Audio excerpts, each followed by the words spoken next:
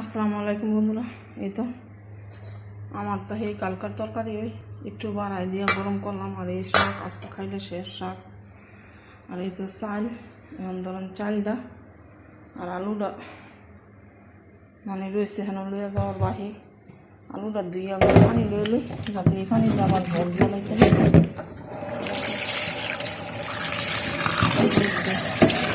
রান্নাটা মোয়াই দিচ্ছি।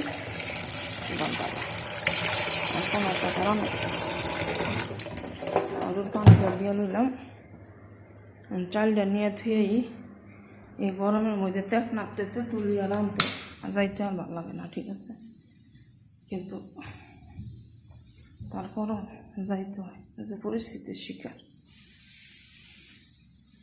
হ্যান্ডা জানি কি হইতেছে, যেভাবে হইল ওইতে থাক।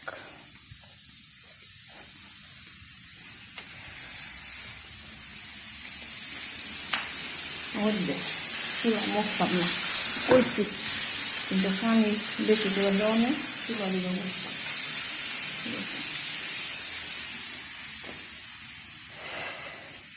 আলু ডাল না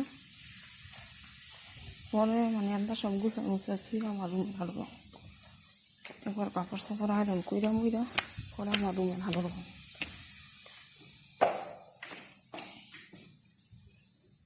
কি মানে আমরা বয় দিয়ে আমার রুমের হাঁটুটা ভেঙে গেলে পরে মানে কাপড় সাপড় দিয়ে আয়রন করে লাইতে পারবো। কাপড় সাপড় আয়রন কইরা পরে আল্লাহ যদি করায় গোসল না করে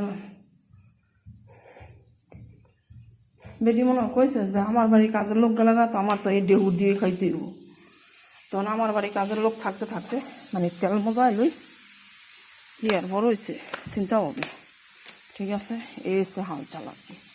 আনার লেখা তার বইনের বাড়ির কাজের লোক আছে, ভাইয়ের বাড়ির কাজের লোক আছে, হ্যাঁ রাখি তোর কি সকালে দেওয়া লাগবো, দুপুরে দেওয়া লাগবো, তোর